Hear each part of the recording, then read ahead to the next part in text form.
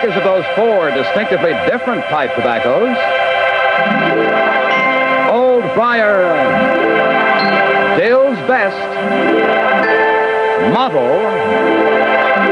and Tweed present The Soul of Detroit, starring M.L. Elric.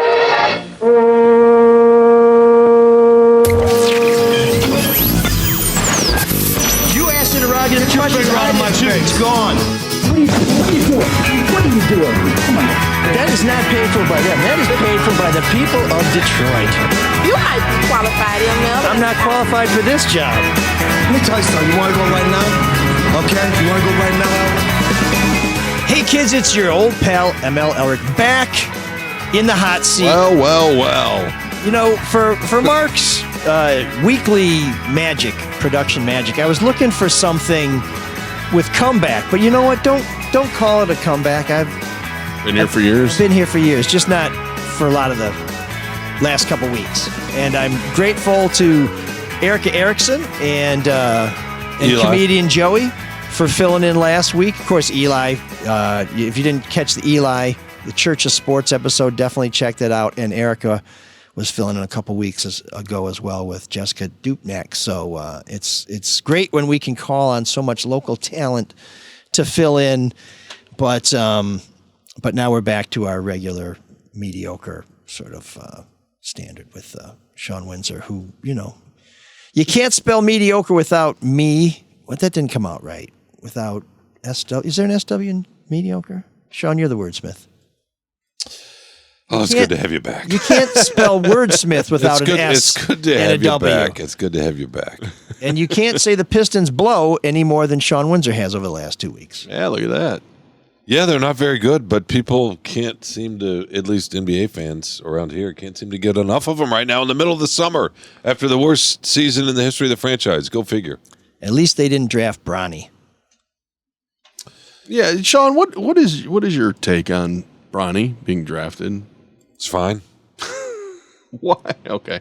All right. That's it. Okay. Well, I don't know. I mean, people don't like nepotism, even though it's around us all the time, everywhere, and almost but people don't say anything about industry.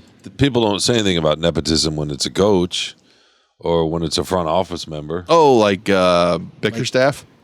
Yeah, Steven Izzo getting all that PT. There you go. In East Lansing. I think it bothers people though because LeBron just bothers people in general.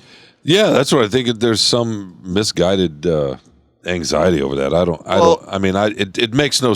I mean, it makes sense. It's just hypocritical. I think it's okay. I think nepotism is deemed okay if like Emma Roberts, who claims that she has no nepotism, even though her aunt is Julia Roberts, her dad's Eric Roberts, but she's a really good actress. I'm not sure that Eric Roberts helps that much. True, but she's a good actress, so people are like okay with it. With Bronny, I just think people feel like he hasn't deserved what he got. I mean, some of these actors in Hollywood, obviously, is a great example. Some of these actors end up being not only better actors but bigger stars. Michael Douglas is one that comes to mind. Yeah, not bigger than Kirk Douglas, and not better than Kirk Douglas. I'm not saying he's better, but he's a bigger star. Chet Hanks, though. Yeah, well, way better than Tom Hanks. And nobody likes Chet Hanks because they feel like he hasn't deserved any of the attention. No, I was thinking of the guy who does the who was the Jamaican accent. Who was the Hanks son in Fargo? That's Chet. Oh yeah. Which season of Fargo? Colin Hanks, I think. Yeah, is good. he's actually pretty good. Yeah, Colin's really good. Yeah, Chet Hayes, as he used to be known. Chet Hayes, so great. Yeah. He wanted to. He didn't want to have the burden of the Hanks name, and that's funny because now he has no problem with it. Yeah, well, because he was drowning.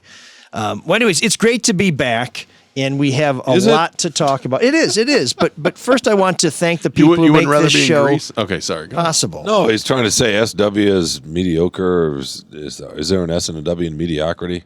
There's an S with a $sign through it, brought to you by Dr. Yaldo. So let's help Dr. Yaldo for supporting this show. Let's thank him for being a sponsor of all the Red Shovel Network shows.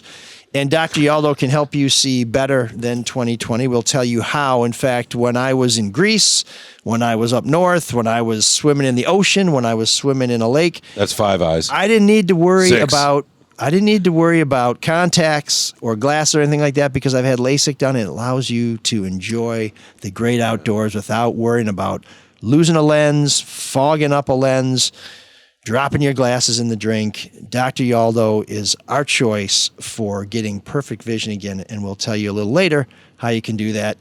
One of the ways that I'm able to take these extravagant vacations and not worry about having to eat dog food when I'm an old man is because I use a financial advisor. And our recommendation for a financial advisor is Luke Nowacki and Pinnacle Wealth Strategies. He will help you come up with a plan so that you can enjoy your life now and rest assured that as you get older, your money will be working for you and will be there. So we'll tell you how to get a hold of Luke in a bit. Also, registration right now. You're on the deadline for Come Play Detroit. If you want to get involved in the game, if you want to come play me at Belle Isle in softball or maybe in the fall and winter in volleyball at the Detroit City Fieldhouse, Come Play Detroit is a great way to get in the game. And if you stick around, I'll tell you how to save some serious cheddar on your registration. Michigan Peddler, if you're tooling around Detroit, maybe you want to go check out the new train station. Michigan Peddler will get you there. It's fun. It's a great time. And we will tell you how to save $40 on your booking. Again, don't go anywhere. We're kind of teasing the big opportunities to save some dough.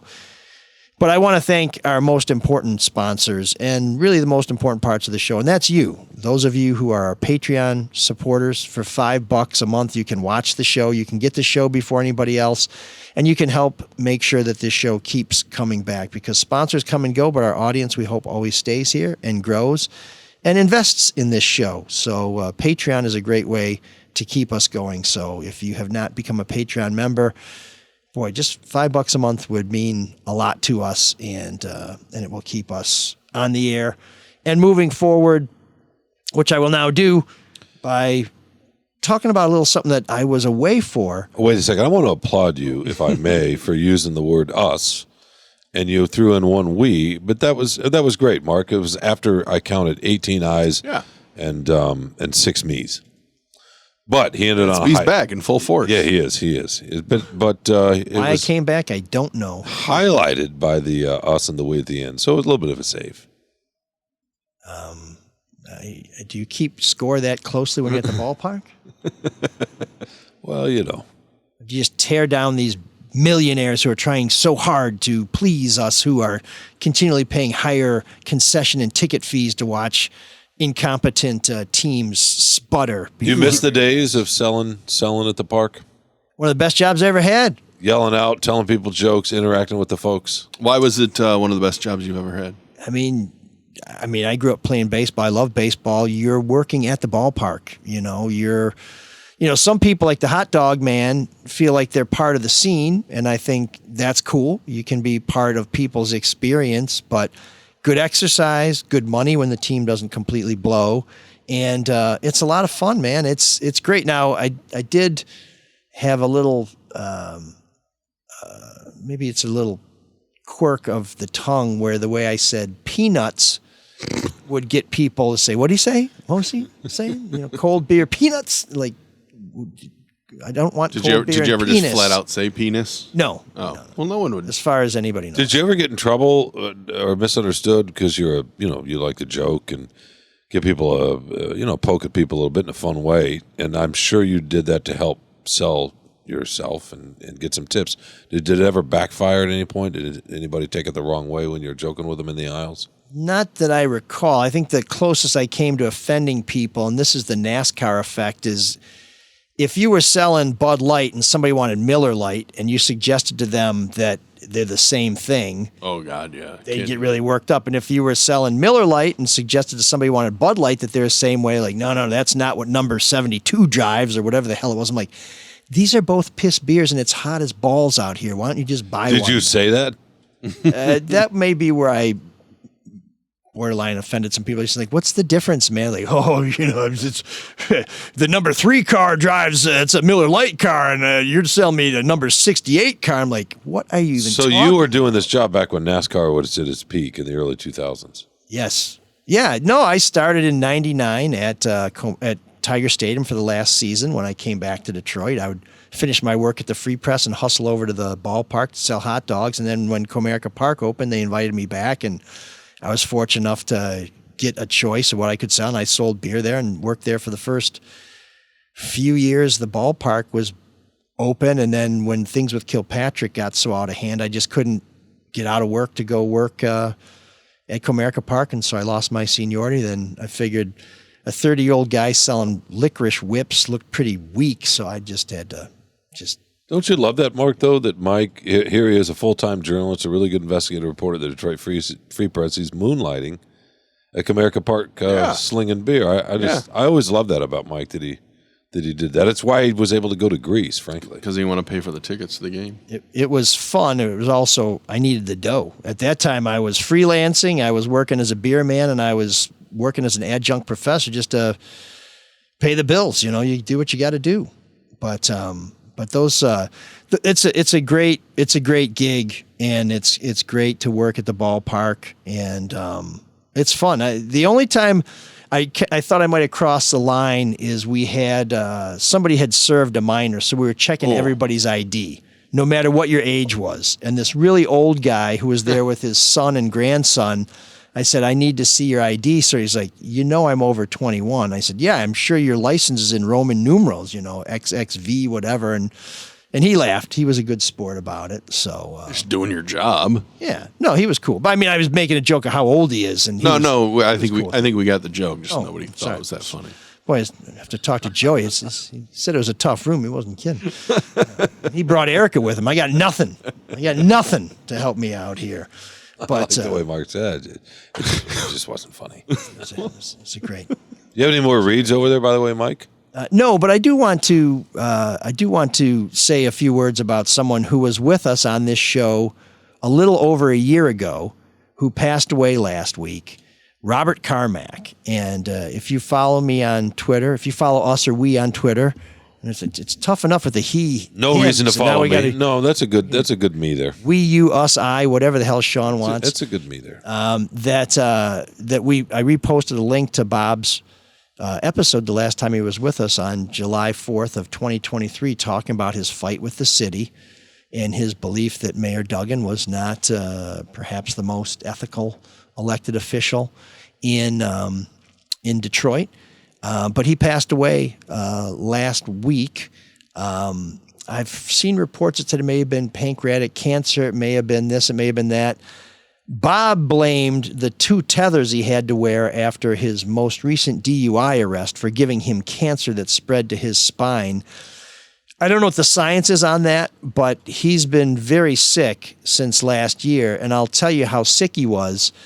I called him on multiple occasions and left messages for him, and he didn't return those calls. And Bob is someone who always has something to say, and that tells you how stricken he was.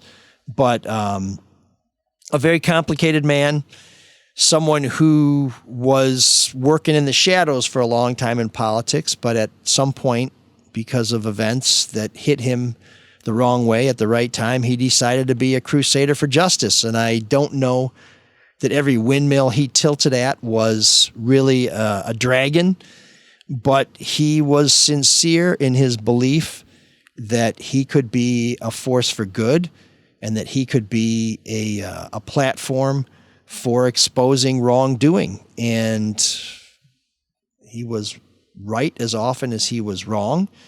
And he had the courage to stand out there. Maybe not the sense to not stand out there sometimes when he should have gotten out of the way. But I like Bob, and I'm sorry that he passed. And I know how much he loved his family, and he has some young children and some older children. And I'm really, really worried about them because he was the one that looked after him, and now he's gone. It's just a sad thing.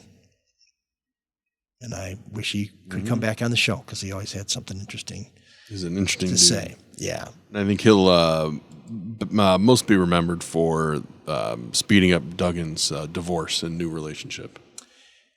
Yeah. Oh, I love it. Always with the people back page. Which no, I'm just saying that it was probably what he'll be remembered for the most. Don't you think? I think so. Flying the banners and having the video outside. And that's where Bob kind of got in his own way. You know, all these banners accusing Duggan of stuff and pretending that he had a sex video of Duggan and stuff. You know, that was just... But isn't that a good thing? He was having an affair, and now he's married to that woman. He sped it up. Carmack sped it up. No? Well, I mean, maybe not in the best way, and I don't know why it would be on Bob's terms, but... I mean, listen, I've said it on this show many times, and I'm sure I'll say it many more times.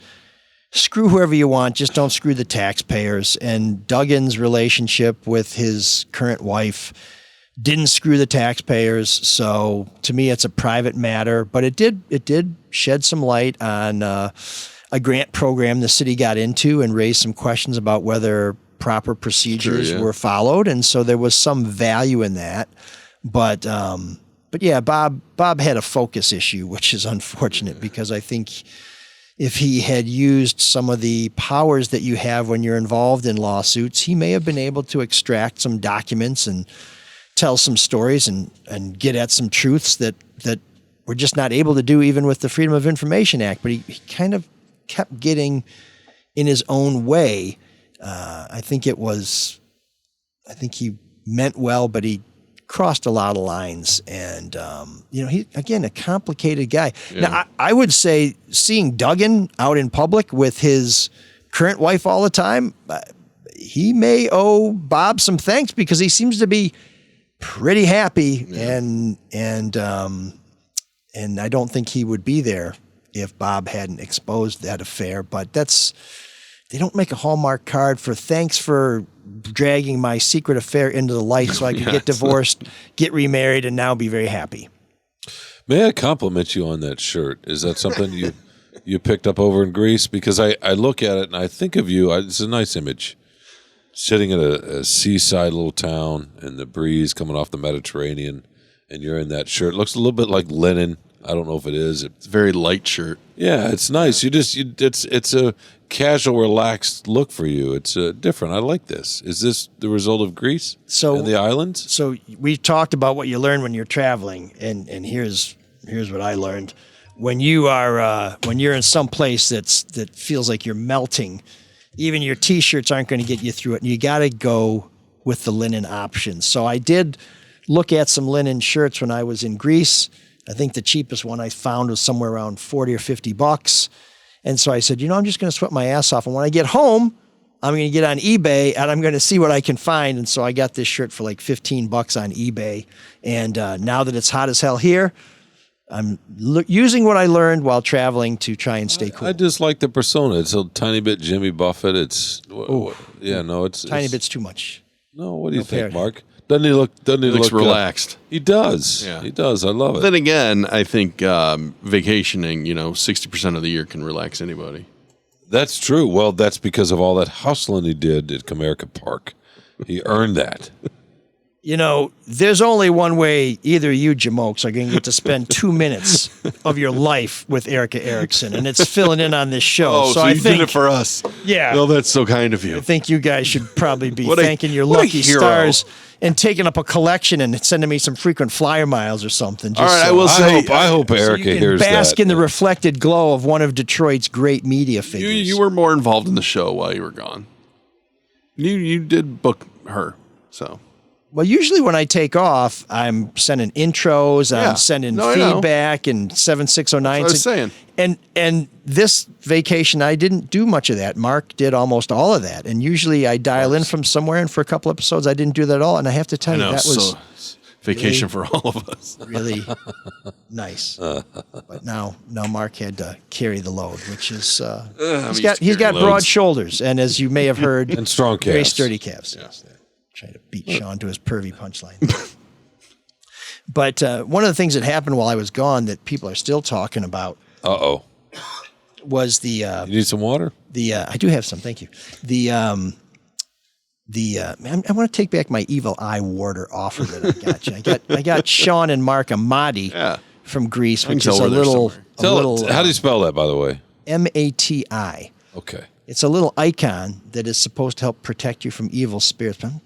Maybe, Marc, you can keep yours, but I want to maybe direct a couple of evil spirits over there. So he comes back. We're trying to have some fun, and now he wants to take back what he gave me. Yeah, now he wants you to die.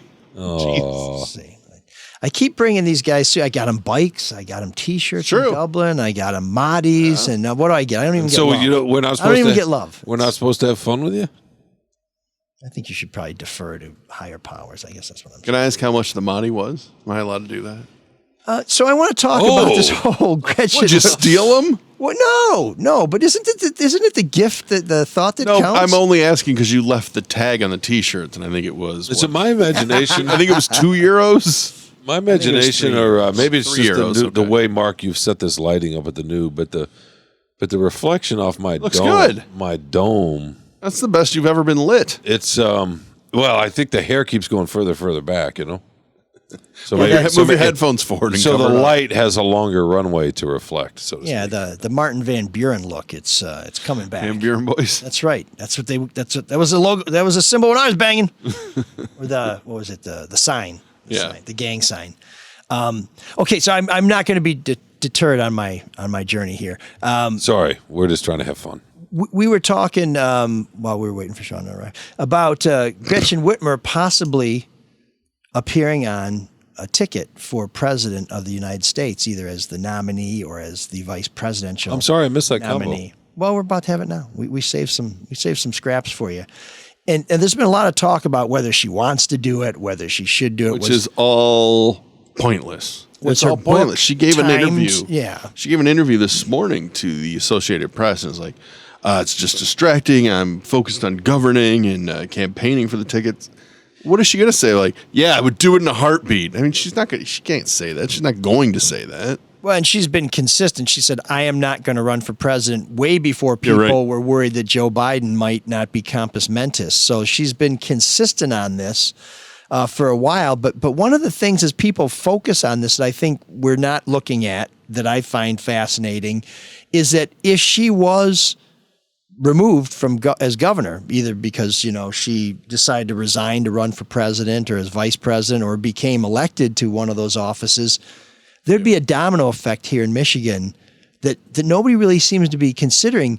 First of all, Garland would Gilchrist happen, yeah. would become governor, which would make it, I think, very hard for Democrats not to consider him to be the presumptive nominee to run in 2026. Now, in Michigan, you have to go back decades where a party has succeeded itself as governor, where, Engler succeeded, Republican Engler succeeded Democrat Blanchard. Blanchard succeeded Republican Milliken. Although Milliken, I guess, kind of came from Romney, but anyway. But then Engler gets replaced by Granholm. Granholm gets replaced by Snyder. Snyder gets replaced by Whitmer. And I think people expect the next governor to be a Republican. Well, if Gilchrist takes that spot, he's kind of an incumbent, and we don't really turn out incumbent governors. All of a sudden, Mike Duggan may be thinking, well, I can't really run for governor if we already have a Democratic governor. And if I am going to run for governor, how does it look that I'm running against a black guy from Detroit when I'm hoping black guys from Detroit will come out strongly for me? So you think Duggan would get out of the way? You think Jocelyn Benson would get out of the way? Ooh, I hadn't even thought about. See, we saved something for Shawn here. Now he's going into stasis. But Because I could see Duggan getting out of the way for the very fact that you just said, but I don't know if Benson would. yeah, plus Duggan can run for mayor again if he wants, which means Mary Sheffield, who's city council president, running for mayor. What happens to her? What happens to anybody else who might get in the race? They might not, because now they're like, well, is Duggan going to do it? He's got no place else to go. But Benson, Thank you for saving it. has no place else to go. She's term limited as Secretary of State. She decided not to run for Senate unless she wanted to run for Attorney General, which seems more like a lateral move. Didn't know I was at WDT. Would she run against an incumbent? Actually, I saw Nick Austin the other day. He said, Shawn Windsor came in and he said, we were so much nicer to him than the treatment he gets on your show. It's like, because Shawn was there for 8 minutes and he was dialed in. I missed the abuse, I guess. Plus, he got a free tote bag. I missed the abuse, yeah. I think the one thing you're missing, though, in this scenario is if Whitmer, in this insane scenario, does go that way and leaves, who's to say that she wouldn't appoint Benson to something or Duggan to something? Well, but remember, I don't know, maybe it's not a remember moment, but a lot of us thought that Duggan was going to go to Washington when Biden became president, because Biden Duggan's got to be Biden's favorite mayor in the whole country. In fact, Duggan's son, I think, is running the Biden campaign here in Michigan. So, Biden may be saying, hey, we got to stick with Duggan may be saying we got to stick with Biden. But I just had a Biden moment. If you're saying she would appoint for personal reasons, you're imagining she'd be the president. Yeah, I mean that's. I mean, as vice president, chief of staff or vice president or something. But yeah, I don't see a governor going to anything short of a cabinet secretary position because it's No, I mean in the scenario you're working, like she would replace Biden on the ticket, and, somehow win. And then she would be able to appoint these people. But I think she's more likely to replace Harris on the ticket as Harris moves into the top spot. May I ask you all a question? But this is something that could affect us throughout the state. Oh my God, if she went to Washington in a way that I don't think people are considering. Could she win, though? Could she beat Trump? Yeah. I mean, polls suggest no, but I think that's because a lot of the electorate doesn't really know her. What are the percentage? Now, Michigan knows her. I don't think does Michigan like her because everybody I know hates her guts. Well, I heard somebody saying she has like a 67% approval rating in Michigan. There's no way. There's no way she has an approval rating. We have a research department can look that up. I have a computer. I'll do it. Where's our intern? No, but what are the polls? You're right. The rest of the country didn't know her much. What are the That's polls? a plus, right? Because you're now the anybody but candidate. Yeah. So if you can define yourself before the other guys do. So Trump's running 6% or so ahead of Biden, 6 to 7, depending. That much now? Wow. He got a 4 or 5% jump off the debate. It was at 2 pre-debate, more or less, 1 to 2. What is the Whitmer polling, Mark?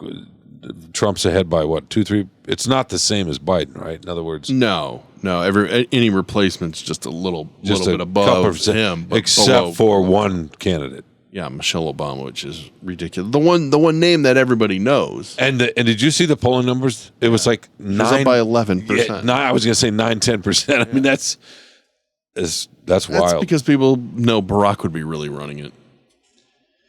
Michelle Obama was a pretty accomplished lawyer. I would not sell her She does not short. want to be the fucking president. There's no way. Oh, I got to believe if you've seen one of your loved ones serve as president, you want no part of that. I mean, every one of these guys who goes in there, Bush was one of the youngest presidents we've ever had. Obama was one of the youngest presidents we've ever had. Within like a couple of years, they've gone completely gray. And Kennedy, one of the youngest presidents we ever had, he got shot in the head before his hair could go gray. That is a job that ages you like no other. And I got to believe, Drew was just down here talking about, if Jill Biden really loves Joe Biden, she'd get him out of the race just to save his life. And I'm like, well, she may love being first lady more than anything else. I don't know. But she's done it now for 4 years.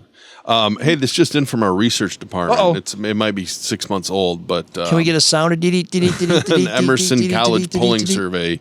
It gave her a 48% approval rating, 36 disapproval. So, well, she's doing better than old Joe. Where'd you get the 67%? Did you get that in Greece? I think I heard it on WDET. I don't think you were on there, but I mean, make no bones about it. She would totally do it, right? What? Run for president? Yes. She said she doesn't want to. I don't know why she took herself out of the running. But she's saying that though because all the right things she thinks she's supposed to say. Yeah, doesn't want to look like she's going after Biden. Well, she would totally do it, and I don't know if she'd win. And frankly, I don't think she'd win because she's a woman. I don't think this country would elect a woman. I don't know about that. Hillary got more votes. She got more votes than Trump, but yeah, she didn't get them in the right places. No. I think the real problem is when you go from a state operation to a national operation, you have to have a team that has experience dealing with the national media, that has to have experience dealing with international affairs. We've seen that from her. We've seen that from her in the last 2 years. She's really been up in her game on the national level. Sitting down for a Sunday morning chat show or being interviewed by the Wall Street Journal once every 6 months, that's not the same thing as the national media. For as much as people want to say the national media are lapdogs, no way, man. The national media, if they smell blood in the water, they come at you hard. And look what they're doing with Biden. There's been nothing in Michigan, including COVID, where the local media has gone as hard at Gretchen Whitmer as the national media goes after world figures for much smaller stakes. But what would she sound like on the trail in the fall at campaign rallies? And what would she sell? What could she sell? Right? Michigan's got a great economy. We're this tech hub. We are creating jobs. We've got a budget surplus. Would she sell Detroit? I guess tough. it depends where you're at, right? Yeah. I mean, if you're in Oakland, you talk about how good things are going in Detroit. I mean, one of the advantages of nobody knowing you is that you can pretty much spin a lot of stuff the way you want to spin it. Yeah, and on a short runway like this, by the time people start digging into you, the race is over. And then it just becomes a matter of, does the other side define you before you've had a chance to define yourself? You get swift-boated. Yeah. Yeah. In fact, I was when I was at that bookstore, I guess it's an antique store, looking at books when Marc was trying to get me on the show last week, I ran across the Swift Boat Veterans for Truth book on John Kerry, and I was just like, you can think what you want about John Kerry as a presidential candidate and I voted for it before I voted against it type stuff, and whether when he threw his medals over the fence at the White House but kept the ribbons, if that was truly a protest. You can debate all that stuff about John Kerry. But there's no debate. No, wasn't there that he ran one of those boats up against the Viet Cong in the Vietnam War. Mm-hmm. And the Swift Boat Veterans for Truth, to me, that was a turning point in this country where we found out how many people are just willing to believe bullshit because they don't like somebody. And when we're willing to let our personal feelings trump the facts, I think we're in real trouble. That killed him, didn't it? When I saw that Swift Boat Veterans for Truth book, I just thought, you know what? Call yourself anything you want. Call yourself the Swift Boat Veterans for America, but don't call yourself the Swift Boat Veterans for Truth, because you have no allegiance to the truth whatsoever. And really, whether you like Biden or Trump or RFK Jr. or Jill Stein or Frankenstein or Frankenfurter, I don't give a shit. But if truth isn't important to you, where are we going? If we don't have truth, we got nothing, man. Nothing. That's an American tale as old as time, though. Well, hey, man, it's tough. Trying to find the truth is very tricky. Which brings us back to Bob Carmack. He was trying to find the truth. Was he looking in all the right places? I don't know, but it's not always that easy. So I don't know. I was thinking about Whitmer. The domino effect is fascinating. Yeah, and not so much whether she could win, but what would happen here? Why are you smiling? Because I said fascinating. It's very intriguing what would happen. You can say fascinating. I said it was fascinating earlier. It's my crutch. Look. I only used that one. Look. I'm not stepping down. So I've been working on my new Biden impersonation. Look. Oh, Dan. Look. So, did you guys see the Washington Post today? No. No, you didn't start off with that? No. Well, guess what they have? What do they have? Uh-oh. They have another Inside the Crumbly prosecution story. What? So you may remember that Hulu came out with Sins of the Parents, the inside story of the prosecution of the Crumblies, where a documentary film crew had sounds like unfettered access to Oakland County Prosecutor Karen What's the McDonald's difference between office. unfettered access and access? Well, some access is fettered. Okay. Thought that was obvious. Sorry. I learned something every day. Can't spell wordsmith without SW. And now the Washington Post has come out with this big thing, which is... He finally got it. How long are you thinking about a word to get SW in there? Since the top of the show. That's good. That's good. Only took a half an hour. Well, no, I had wordsmith in there earlier, but you were so bent on trying to throw that Mahdi in my face, that heartfelt gift that I carried across. I thought it was continents. cool. No, you're talking about taking it back. Did he not say that, Marc? Yeah. Yeah. You're totally going to take it evil back. spirits to attack you. I know. Yeah, maybe if you turn it around, I can get one evil spirit in I'm there. hurt. I can't believe this. Yeah, that's what happens. That's what happens with you public radio guests. Can't believe it when you come back. I thought you were going to be nice. You got the shirt on that suggests you're going to be nice and relaxed. But Shawn, Not really hearing it. Would it be better if we did a little public radio with you? All I know is that what's happening with the... we've had a great Room 7609 the last few weeks, so you got some standards to live up to. Oh, I think you'll live up to them. What's happening with the Detroit Pistons basketball? Where they call themselves a team? Is that what they do? They get together in shorts and they play a game? He's doing the sweaty balls routine, isn't he?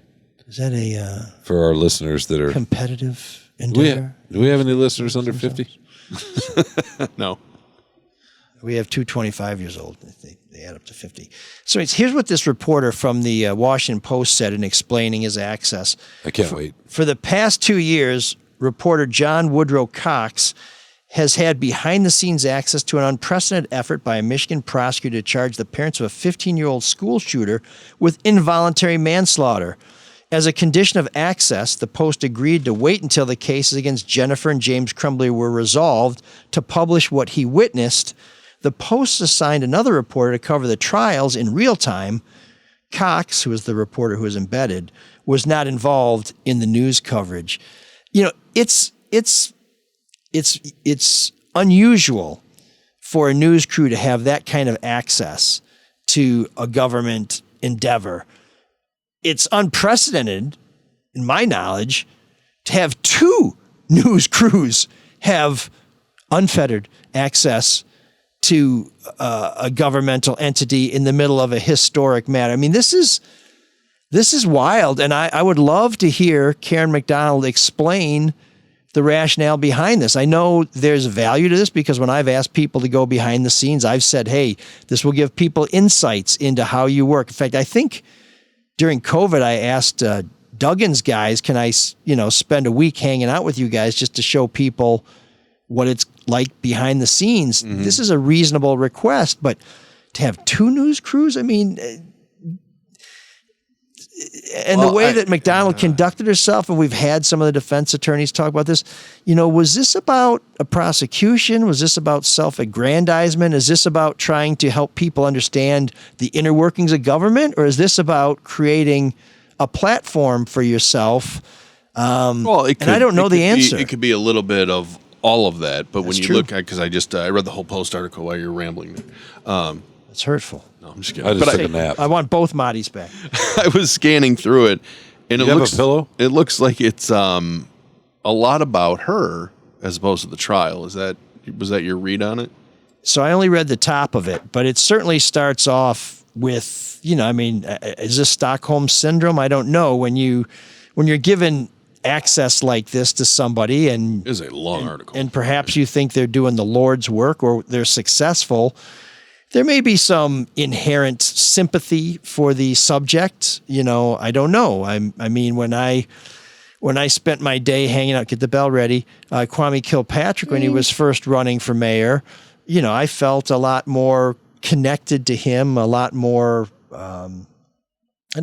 just aware of him than before. Did that affect my coverage? I hope not, but there were things I saw at the time that, in retrospect, I'm like, oh, wow, those were telltale signs. Well, you wonder her motivation for doing it, like you were kind of hitting on. And, she's the Oakland County prosecutor, but she's still a politician. She still has to be elected. Does she ever sights on a larger office? Attorney General or that's Governor a good question herself? because this is the kind of piece that would help that. Oh, yeah. Yeah, I mean, if you don't have the time to write a true Gretch book, let the Washington Post write your campaign bio. Now, people always thought that Kim Worthy aspired to be Michigan Attorney General, particularly after the Kilpatrick prosecution. And she said, no, this is the only job I want. And I think she's proven herself to be true to her word on that. I don't know that McDonald has commented on whether or not she aspires to higher office. But she stepped down from being a judge to run for prosecutor. Judge is a pretty sweet gig. I know she said she wasn't happy with the job that the previous prosecutor was doing, and there are a lot of people who had complaints. Did she run for prosecutor to clean up the prosecutor's office, or did she run for prosecutor because it seemed like a cool job and maybe it would be a stepping stone? Yeah. Mm-hmm. I don't know. I mean, I like her. I think she's done a pretty good job. She's proven herself to be very media savvy. Yeah. That's for sure. and that never hurts you if you're looking to aspire to higher office. So I don't know. Well, I think a lot of crazy stuff going on while I was I think the read on this article would be a lot different too, though, if they had lost the case. Well, didn't we hear that with the Hulu people that they were going to do their documentary one way or another, whether she had won the case or lost the case? But yeah, I mean, history's written by winners, right? And she took on a case that most people agreed was going to be a difficult prosecution, and she prevailed. And she not only prevailed, she prevailed better than anybody expected. So, I think you are going to look pretty good in that profile, and maybe rightly so. But maybe what we should be saying about Karen McDonald is she's fearless because she let people behind the scenes, and if her folks didn't do a good job, both of these stories, the story and the documentary, could have said, look at these Keystone cops trying to put these people in jail and how famously they failed. I don't know. And is the news organization committed to doing that story on how this unprecedented prosecution fell apart? I don't know the answer to that question, but it's one of these things that jumped out at me this morning. And I said, holy smokes, more of this? Who else was in there? What was it like to be one of these reporters? Like, hey, stay out of my shot. You work for the Washington Post. I work for Hulu. Oh, yeah, sorry, man. Hey, when you're done interviewing this person on camera, can I talk to them for the Washington Post? When are these guys working on the prosecution? Maybe the reporters should have had a reporter embedded with them to report on the reporters reporting on the case. That's a nice tongue twister. Like one of the greatest books about journalism ever written, The Boys on the Bus. There you go. Yeah. Where you had Hunter S. Thompson's leg man writing about all the campaign correspondence in 1972. I mean, Hunter S. Thompson wrote a fantastic book about it, but then the junior member of the Rolling Stone political team wrote a story about the people writing the stories. I mean, what a great book that was. Yeah, I don't know. Maybe there's a third one coming out. You might be onto something here, Mark. All I know is that was a nice segment, and I'm enjoying the Medi? The Medi? The Mahdi. The Mahdi, sorry. And Shawn, if you were a sustaining member, we could get you a Mahdi and a coffee mug. Oh, well, I'm happy with this. Sustaining member. Oh, man, the geeks have inherited the earth. Did I do that? What a dork. Does him wanting to play with us again mean that he's turning into a geek, or we're turning into cool guys? Shawn's like, yeah, sustaining member. It's just a fantasy for me. But I want to tell you a little bit about Independence Day, which we just celebrated. I'm holding this towards you, by the way. Oh, you're trying to block my his evil vibes? spirit? Oh, shit, okay.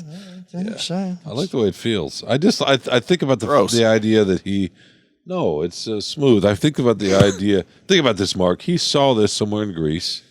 The price. Thought of us. Well, I'm not going to say that. Thought of us, paid for it, put it in a little bag or a little wrapper, some tissue paper maybe. Carried it across an ocean. Took it back to his hotel, put it in a bag, flew across vast oceans to bring it to here. Or he ordered on an Amazon, so it would be the Red Shovel Network Studios. I mean, this is really... yours even had a little rough edge on the glass, and I sanded it down so that you wouldn't. Did you use your tongue? Your widow finger. No, this is true. No, really? I did not use my tongue. Mike's got a tongue like a cat, so I'm sure he sanded it down by licking it. And you've only read that on the dark web because you have no idea what the texture of my tongue is like. Okay, it's okay that I know. Don't be ashamed. Who's our geek? Dr. Yaldo. What? Is not our geek. Oh. But he can make you independent. And we just celebrated Independence Day. It's, of course, an iconic American holiday that celebrates our independence from British oppression 248 years ago. To Master Eye Surgeon Dr. Yaldo, Independence Day is actually every day for the rest of your life after he rids you of the nuisance and the daily bother of glasses, contacts, and readers, those imperfect solutions that allow you to see somewhat clearly. Hundreds of listeners have seen Dr. Yaldo to enjoy the lifetime benefits of the best custom LASIK in the world and the stunning near and far vision provided by bifocal lens replacements. That's when you get a little older. If you need a little help, even if you've had LASIK, you may need a little boost. You can go see the doc, and bifocal lens replacement will help you get rid of whatever cheaters you've been using to read with something other than like a Klieg light or the light on your flashlight when you pull up that menu. Dr. Yaldo's patients continually swear that these procedures give them the best vision of their lives. These procedures are safe, fast, and painless as any medical procedure of any kind, and it's why millions of American ever-growing numbers opt for them every year. Mark and I are two of those people who've had LASIK. It's been, almost 17 years since I did, and have not regretted a second of it. All you need to do is throw away your glasses, contacts, readers, and all the costs and hassles that come with them by going to yaldoeyecenter.com and scheduling a free consultation. We'll have a link to Dr. Yaldo Eye Center on our website, which is mlsoulofdetroit.com. And when you go see Dr. Y, tell him why, because ML sent me. And before we get to our Geek of the Week, maybe you're a big-time city official who can travel on the people's dime. Happens all the time. Maybe you're a political contributor who gets hooked up with government contracts. Happens more often than any of us would like. Well, good for you, but bad for the rest of us. Now, if you're not among the swells lining your pocket with taxpayers' money, you can't spell swells without SW. If you're someone who actually works for a living, right? You're the one who gave people my hard luck story as a hardworking beer-slinging vendor to try and pay the bills, and that's the truth. I love that story. Call financial analyst specialist Luke Nowacki at 248. I want you to get your pen out. 248-663-4748. He'll discuss strategies to grow your assets from annuities to individual retirement accounts to college savings. Folks, you need to get involved in these things because who knows where Social Security is going to be. Make that call now. We've got kids and kleptocrats to feed. Call Luke Nowacki. Pinnacle Wealth Strategies, 248-663-4748, because when you call Luke, he'll make it all about you, sweetheart. Securities and investment advisory services offered through Mosaic Wealth. Inc. member FINRA SIPC. Mosaic Wealth. Inc. is separately owned, and other entities and or marketing names, products, or services referenced here are independent. Mosaic Wealth. Inc. Call Luke. You know, the Tour de France, this is usually when we have Woody Woodruff in the station. This is kind of one of the things that defines him as a local sportscaster. He has told us in previous episodes that this is kind of the doldrums of sports. Tigers usually aren't doing very well. Pistons, Red Wings, they're done. Their draft is even done. Lions, nobody cared then. Now we care all the time. And so he kind of latched on to the Tour de France and it is France, as a little filler for the news, and he's really gotten into cycling. Well, I'm thinking of Woody for Geek of the Week, not because Woody's a geek, but because there's a French cyclist named Julien Bernard who was slapped with a fine of 220 Swiss francs. That's $223, which is still slightly more than I paid on those Madis, by the Union Cycliste Internationale for the governing body deemed unseemly or inappropriate behavior during the race and damage to the image of the sport. Now, remember. Can I guess what he did? I have no idea, but can I guess? Okay. I don't want to ruin it, though. He wore a beret? No, I was going to say he probably urinated while riding a bike. Oh, no, okay. This is a Don't sport. They do that, though? Won't they take a whiz while they're riding their bike? Yeah, you don't want to whip it out. You don't want to slow down. This is a sport where there's blood doping, where there's, there's all kinds of like crafty little things that are not only legal but expected to compete. Well, this guy stopped during the stage that was going through his home region of Burgundy to kiss his wife and baby. So the smooch, which drew a rousing ovation from the hundreds of local fans, came in a cinematic moment as Bernard pushed up a steep hill with one arm raised in the air as his friends and family crowded the course, slapping him on the back, waving signs, and playing instruments. In the middle of that pack was his beaming wife carrying their infant son. Oh. And so he stopped to give them a kiss. Oh. And for that, he was fined and accused of denigrating the sport of cycling. So Bernard paid the fine. That's a little weird, though. And he took it all in jest. Well, I mean, if you saw your wife and kid, and wouldn't you? I mean, he wasn't. He's not in the middle one of the working. Winners. Well, I mean, have you ever seen a basketball player in the middle of a game, even if they're losing, go make out with their family? I've seen basketball players in the middle of the game fight with Spike Lee, or give a high five to Jack Nicholson, the actor. Yeah, the actor. Nicholson, the golfer. By the way, is he sick? Why haven't we seen him in a while? Is he Is he suffering from something? Well, first off, the Lakers have sucked, so I don't think we're seeing that. But yeah, no, he's pretty old. Yeah, but he was great in The Departed, and I don't know if you've seen him in he's about Schmidt. And he's got a form of dementia. Does he? He does? Pretty sure. Oh, I didn't know that. I'm pretty sure I read that last year. There were some photos surfaced of him last year at some point, and they were tough. And he didn't go. He didn't go out anymore. You know, you want to get involved in the discussion, Mr. Helper? Appreciate that little tidbit. There you go. I mean, he did ask earlier. So Bernard took all this in stride, and he said on social media, "Sorry, UCI, for having damaged the image of sport. But I'm willing to pay 200 francs every day and relive this moment. I knew my wife and my friends did something on the climb, and I was looking forward to seeing them.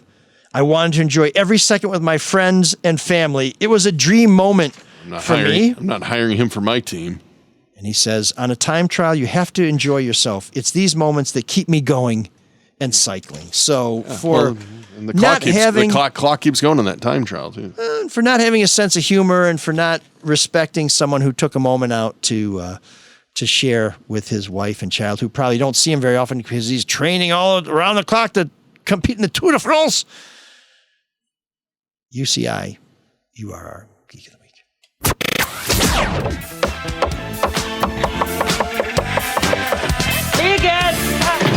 There's an all-night party in room 7609.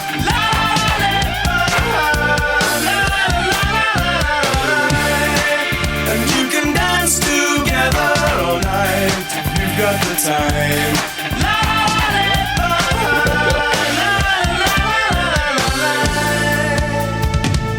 So those of you on Patreon, just $5 a month, you can watch the show.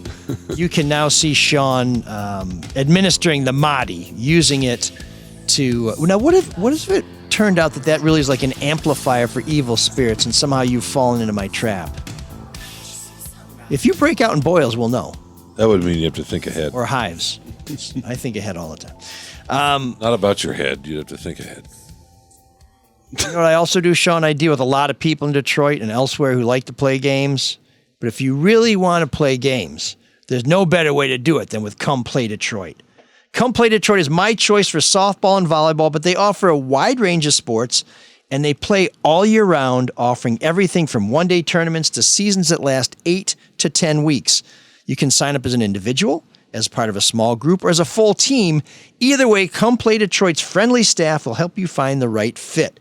And if you know me, you know I like a good deal. And believe me, the deal I got on those Mahdi's, you can't believe. So go to comeplaydetroit.com and use promo code SOUL when you sign up to get 10% off on your first registration. It's a great way to get in the game and support our show. That's promo code SOUL at comeplaydetroit.com. And if you want to take advantage of summer, well, certainly sports is a great way, but maybe you want to relax a little bit and you want to book your tour on a party bike. Well, Detroit's favorite party bike is run by the Michigan Peddler. 15 people can enjoy 2 hours touring and pedaling through Corktown, Midtown, and downtown, stopping for pictures and perhaps a beverage or two. The Michigan Peddler offers the longest tours in Detroit, seat backs, and the friendliest staff to make your experience one to remember. Experience is something that I treasure, and time with friends is something I treasure. I'm still going to continue to do the podcast despite those two things. But everyone's been talking about the train station, and the Michigan Peddler's excited that their neighbor, the Michigan Central Depot, is reopened, and they are proud to say they're the only party bike company taking guests to check out this phenomenal revitalized structure. You can book your tour at MichiganPeddler.com. That's Michigan, PEDALER.com. As an exclusive, here's the big savings opportunity, folks. An exclusive to ML Soul of Detroit listeners, you can get the only promo code they're offering.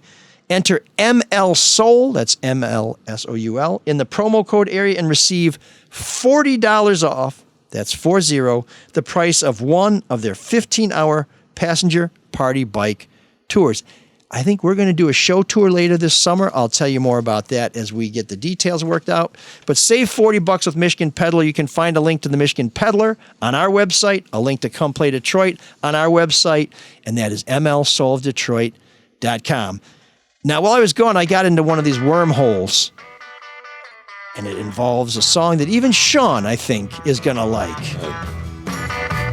Well, I love this song. Take me back down a cool water flow, y'all. Let me remember things I don't know.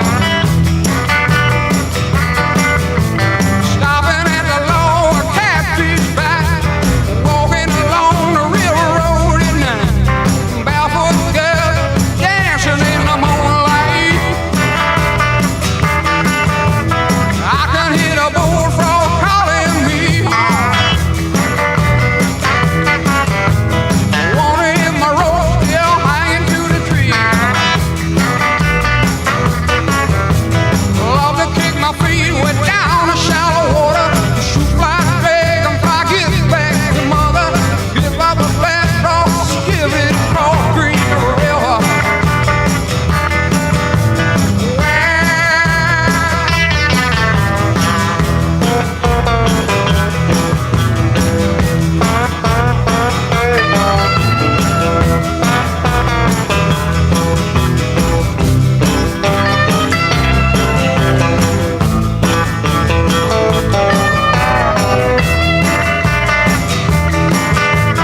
Love the coldest can, but spend my days with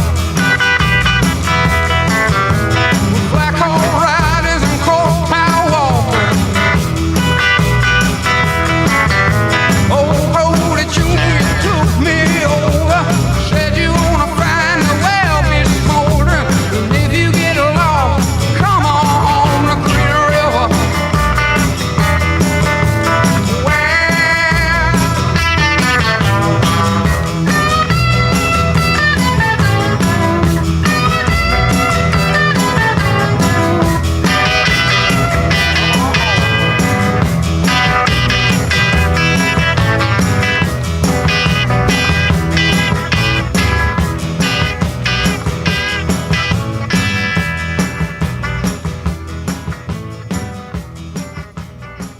Great pick.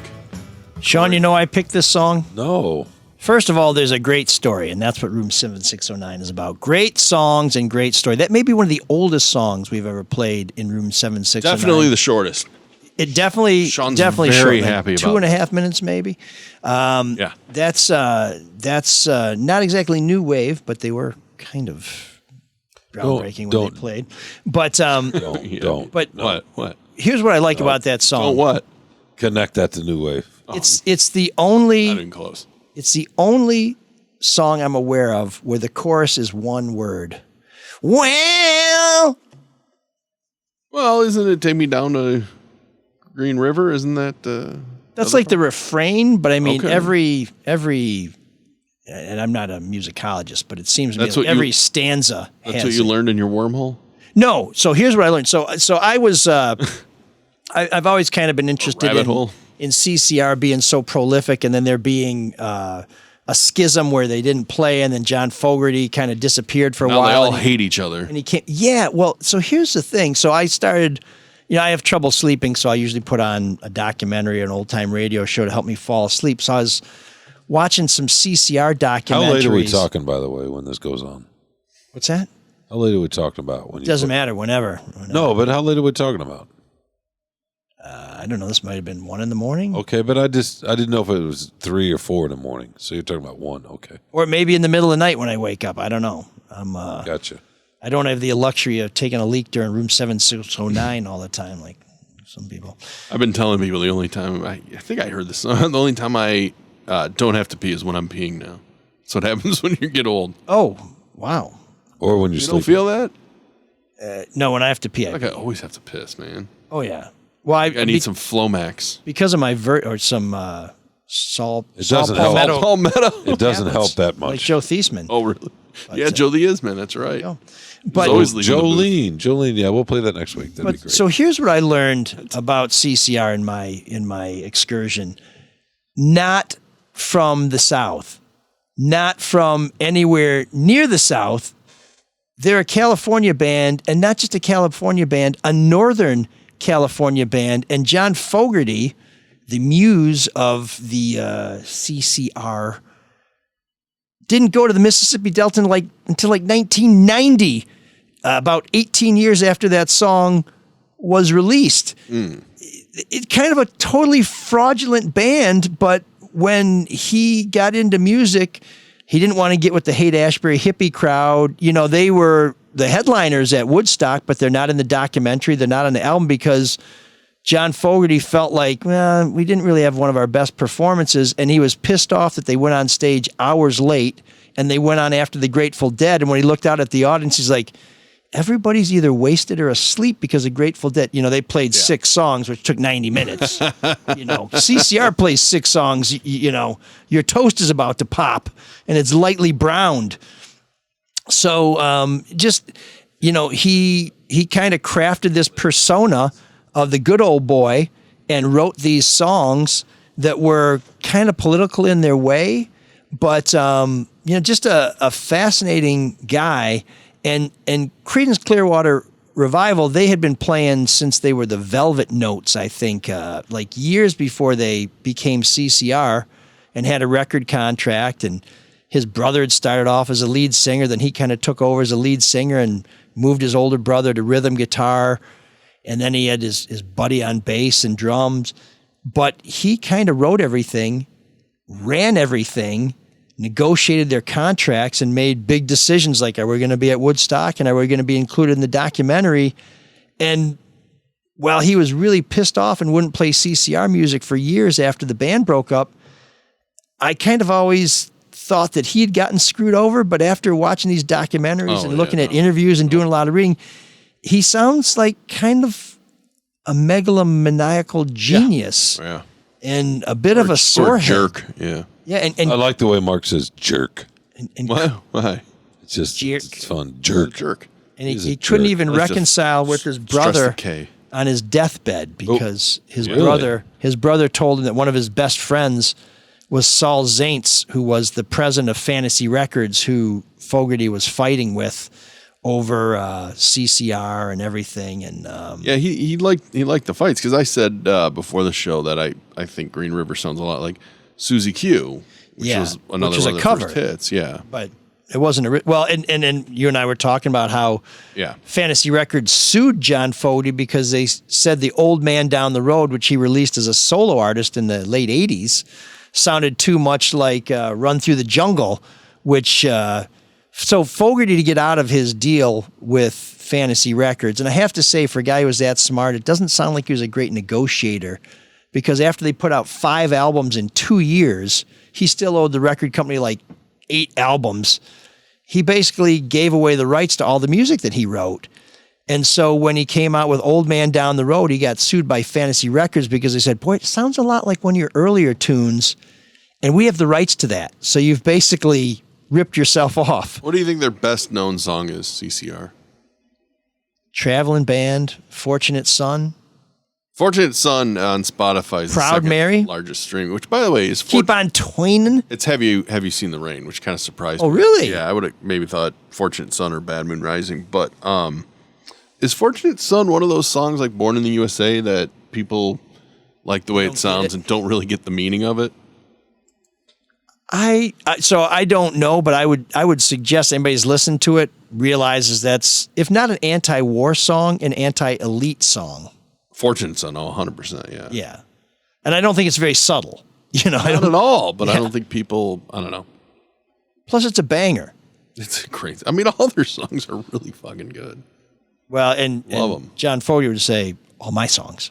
Yeah, exactly. Not all their songs. In fact, the last album they recorded, the band was like, well, we want to have more say in it. So his brother quit. Yep. He's just like, I've had it. And so he said, we want to have more say. And so Fogerty said, okay, great. Next album, everybody does a third. I'll do a third of the songs. Bass player, you do a third of the songs. Drummer, you do a third of the songs. And that'll be our album. And they're like, well, we want you to sing in our songs. He's like, no. My voice is an instrument, and I save my instrument for my songs. I'm like, dick move. And the album wasn't very good, with the exception of his 3 tunes. So I guess he made his point. But it's interesting that you picked CCR today because, or maybe it's not interesting. It's just going back to Green River. No, I just. Do you hear the bullfrogs calling you? The fact that you picked that today, a couple of weeks ago.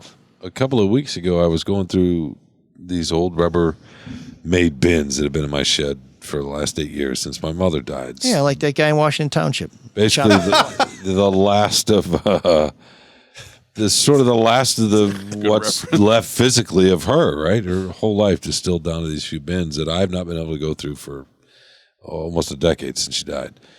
And for whatever reason, we started to go through some things, and it's been tough, and I don't want to go down that rabbit hole, but I had to write at some point, and to clear my head at the computer, because I was kind of reeling from some of the things I found. I'll talk about that down the road on another show. Can't wait. I'll probably write about it too, actually. But I put on CCR, and the song that Mark's about to play a few bars of, this is by far my favorite song of theirs, because of the rhythm and just the jam. It's different. There's some soul in this song. It's one of the longer ones too. It is. But do you like this song, Mike? Love it. Yeah. The groove of this song is just, yeah. Oh, there we go. There we go. That's it. That's all we need. So here's one of the ironies. I think I like CCR a little less, realizing they're kind of, the whole swamp rock thing is fraudulent. This is my big problem with you. Is separated out. Yeah, they wrote great music. Listen to that groove. Why does it matter? Listen the song's fucking good. Listen to this. That bass. I mean, artists going back centuries have always pretended. A lot of them. Did you not watch Ratatouille? Did you not watch Ratatouille? I did not watch That's Ratatouille. That's the message of that movie.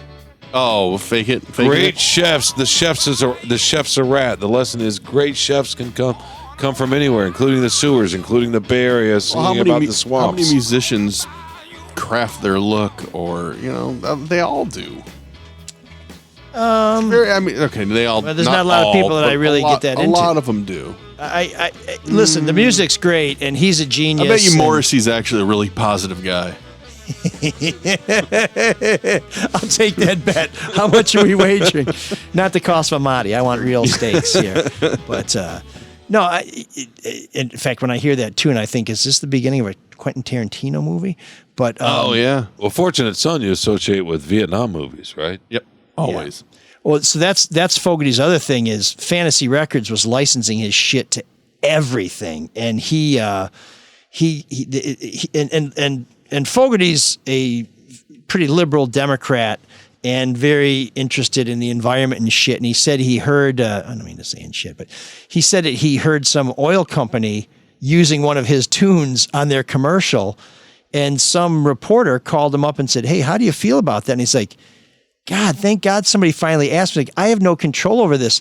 I think these oil companies are destroying. It was right after the Exxon Valdez. He's like, I think they're destroying the environment. And here's one of my songs being used to help push the oil company. And he said when the oil company heard that, they're like, okay, we'll stop using it. He's like, well, thank you. Didn't Tom Petty do that with Bush? Or no, there have been artists. So Fogerty sued Trump. Sued Trump for playing Fortunate Son. That's right. Yeah. So... Which I think is true. I think if Donald Trump hadn't been born to Fred Drumpf, he might not be the billionaire he is today. But we're not going for accuracy here. What's by the way? What's your favorite Vietnam movie? Mine is of course Tropic Thunder. I really love Full Metal Jacket. Oh, Full Metal Jacket, which is two movies. Much of it. Yeah, it two really movies is. in one. Yeah, you guys have not seen Tropic Thunder? Oh yeah, no, I love Tropic Thunder. Yeah, I don't know. But I would probably Nick Nolte plays the Vietnam vet, right?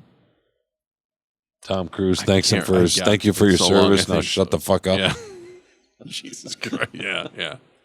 No, I haven't seen that movie in a long time. But Full Metal Jacket was on right now. I'd probably watch it, at least the first half of it. Oh, the second half is great too. When, it's all really, really good. Private Joker and Animal Mother go toe to toe, and he's like, well, you can eat the peanuts out of my shit. I'm like, who even thinks like that? I do think... I used to get that, by the way, when I was young. Matthew Modine. Peanuts? Oh. What? Payday bar? I had hair like his, accidentally, of course. Oh, and you're a bleeder? You were separated... Yeah. You were separated at birth with Matthew Modine. That's what people used to think when I was in my 20s. Not funny. I used to get Larry Bird and Sean Penn. So I'd take Matthew Modine. Who'd you get? Dom DeLuise. Dom DeLuise. Yeah. I got Matthew Modine, of all people. Huh. And sometimes Jimmy Stewart. You know, that picture that we used one episode of you with Ann when you were in Vegas, when you had some salad up there, I could see the Matthew Modine thing. Yeah, it was thin, too. That was a long time ago. Speaking of which, I think we're going to... Some salad. Yeah. We're going to reopen our merch store soon, so if you need to refresh your ML Solar Detroit swag, we should have some new offerings. And if maybe, like Shawn, it's not just your heart that's getting bigger every episode. Maybe you need to get that XL into a double XL. We'll give you some opportunities to do that. Nice, So nice. as the universe expands, we understand our audience does as well, and we want to try and keep up with you. I was kind of cool. Not judging, not shaming. I was kind of cool for like 2 seconds, maybe. Still are. You know what I mean? Still are. Just like Matthew Modine. Yeah, he's not cool anymore either. I mean, it's a good comparison. It's like Ethan Hawke with a sense of humor. But yeah, so anyways, that's CCR. I never got Ethan Hawke. And we want your stories, so please send them to us here at mlsoulofdetroit@gmail.com. As you can see, we'll listen to just about any tune you send us as long as it's got a little groove to it and it's got a great story to it. Last thing on John Fogerty and his sort of... Oh, we're still in room 769. Dickish genius thing. Yeah, only about 50 minutes to go, Shawn. When CCR was inducted into the Rock and Roll Hall Jet of Fame... travel's a beautiful thing. He refused to play their songs with the other two members of the band, the two surviving members of the band. Cantankerous. And he played them instead with Robbie Robertson and Bruce Springsteen and kind of an all-star band. And the other two members were like, wait a minute. Wait, you're performing our music without us when we're being inducted in the Rock and Roll Hall of Fame? And depending on which account you read, they either rolled their eyes as they sat there and watched this happen in front of them, or they got up and walked out while their families and friends still sat at their tables because they were so outraged. So that's crazy. I didn't know that. Yeah. And so okay, second to last thing. When John Fogerty got sued for basically plagiarizing him for himself, he persuaded a jury that he didn't by performing from the witness stand the two songs so they could see the difference in how they were put together. And ultimately... It's going to influence a jury. Ultimately, the U.S. Supreme Court ruled in some element of the case that set a precedent that helped support his victory in that legal matter. So John Fogerty, man, making shit happen all the way up to the U.S. Supreme Court. So listeners... It was a different Supreme Court back then. I just want to say to our listeners that 15-minute to 20-minute room 7609 was directly a result of Michael's insomnia. I don't have insomnia. I have a lot of thoughts racing through my head, and it's hard to sleep when you're thinking of everything you have to do and everything you want to do. Doesn't sound very healthy. This is, next time, keep him in the bedroom. It's probably healthier than taking drugs, but this is my white noise. And unlike white noise, I actually glean some. Take some edibles. Yeah, I'm good. That's where the culture's at, right, Mark? Yeah, or get hammered. Just pass out. Then you just feel it in the morning, or at least take a Benadryl.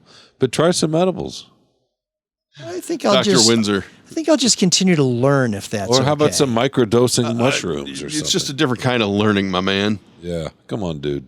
I didn't realize Timothy Leary was this week's sponsor. Okay, what a look. Square. Oh, we got hey. What? The what do you call it? The linen shirt that's baby steps, man. Baby steps. We got the linen shirt. We got the relaxed look. Yeah, maybe we'll start working on the internals. I'll have a parrot on it next week. Hopefully, it's going to cool down a little bit. So please, room 7609, send us your suggestions. mlsoulofdetroit@gmail.com. You know what else you can send us? What? How about your money, please? No donations. How do I do that? Well, I think if you go to mlsoulofdetroit.com, there's a button for Patreon. There's also a button for Venmo if you just want to send us a one-time donation. There's also a button for PayPal if you want to send us a one-time donation. But we really encourage you to get hooked on this show in the same way that Shawn and Marc are trying to get me hooked on mind-altering drugs by just giving us as little as $5 a month. It really helps the show. We'll make it easy for you. We'll take it right out of your pocket. You won't even feel it. And what you get for that measly $5 is you get to watch the show. You get the video feed. You get the audio before anybody else. You get to listen to the show. You'll hear us talk about our sponsors, but you won't get those annoying insertion ads that get put on there by our hosting service. And again, you'll be a part of the Soul Patrol, which is a very honorable Not a thing. Oh, well, that's someday. For $15 a month, you get all of that. Plus, you get our bonus episode, and we will be posting a new bonus episode this week. So you'll want to check that out. Past guests on our bonus episodes have been Erica Erickson. Did Dan Wetzel do a bonus episode with us? He did, yeah. He did. So Dan Wetzel of the College Football Inquirer and Yahoo Sports. And of a 4th of July party that I went to. Oh, speaking Very of nice. edibles. And great backyard. And no edibles. Great Green backyard. Rivers. And Great all that backyard. stuff. Yeah. What made it so great? His love and care for that's the one thing Dan and I have in common is we love cutting the grass and taking care of our lawns. So when you say great backyard, you just mean a manicured lawn, or are you talking about an actual? Yeah, he has a nice ass. That's what he meant. Oh, both. But what else is going on? What else is back there? Yeah, like a lot. I don't want to dox his house. Like a hardscape kind of situation. Yeah, yeah. It's very relaxing Michigan backyard. Arborvitae's, fences. It's got a hot tub that wasn't in use. Nice. Well, I don't know. Nice. I like a good backyard. Do you have barefoot girls dancing in the moonlight? Maybe. No. By the way, do our Patreon folks also get like an 8x10 glossy of you signed? Because I think you should wear that shirt. And by the way, Loves I that like shirt. that you can see a little bit of your chest. At the $60 I don't see any chest hair. It's freshly $60 shaved. level. Do you shave up there, by the way? I need to get my own Mahdi. I don't know if they make him big enough. Did you say it looked like he shaved too? Yeah. Mark? Uh-huh. Yeah, no, he does. It's one smooth chest. It is a smooth chest. Well, How far does the smoothest go down? you're talking about Dan Wetzel's backyard and hardscapes. We got to move on here. I don't want to know that. Jeez, oh, Pete's. You're just obsessed with baldness. He's anti-hair. That's right. Sometimes it's statutory. Sometimes it's just hair is gross. Bad luck. Yeah. For $15 a month, you get the bonus episode. For $25 a month, you'll grow a goatee. You get all of those benefits plus an autographed copy of the Kwame Sutra. Soon, I promise. Soon, I'll get those in the mail. For $60, you will get some distinctive ML Soul of Detroit swag. We will set you up with some exclusive to you and us ML Soul of Detroit gear in your size. So please get involved and let us know. It really is crucial that you support this show. The other thing we like you to do is let us know what's on your mind. Send us your feedback. This week at mlsoulofdetroit@gmail.com, we heard from Ava. And Ava says, Dear Mr. Elric, we start off pretty good. Get the bell ready. I think Mr. Kilpatrick is a dirtbag, but he's a washed-up non-entity. And this is in response to our episode about Kwame Kilpatrick is back in town, stumping for Donald Trump, a column I also wrote about for the Detroit Free Press, and both at our website, mlsoulofdetroit.com, and at freep.com, you can see a picture of the mayor and I reunited in a different linen shirt. That was more of a linen poly blend. No, Not quite as breathable as the 100% linen option. And it was a fun and interesting moment, and you can hear more about that on the show. Ava says, your obsessive coverage of Kilpatrick is creepy and a waste of journalism resources in a state plagued with public corruption. While you write about his $20,000 SUV, actually $90,000. Oh, no, from 25 years ago. No, sorry. I'm going on Biden again.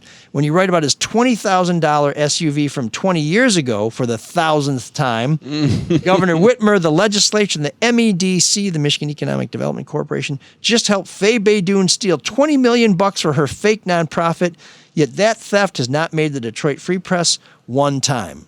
Now, we've talked about this. It has been written about. The Detroit News broke this story and is continuing to follow this very closely.